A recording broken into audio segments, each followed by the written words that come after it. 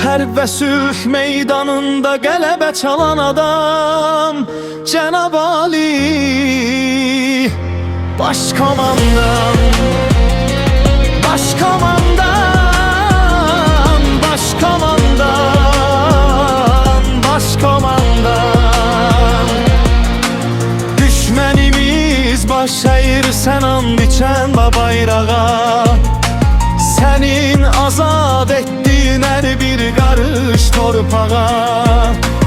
Anamız Azərbaycan qovuşur Qarabağa, qalmayacaq qisassız hər damla tökülən qan.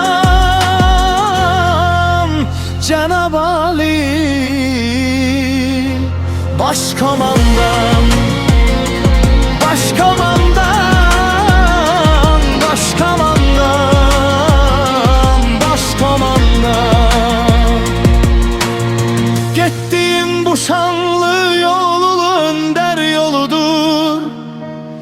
Sənin ordun yenilməz, sənin xalqın uludur. Yaşasın Azərbaycan, arzunamalın budur. Milyon milyon ağızdan səslənir xeyir dua.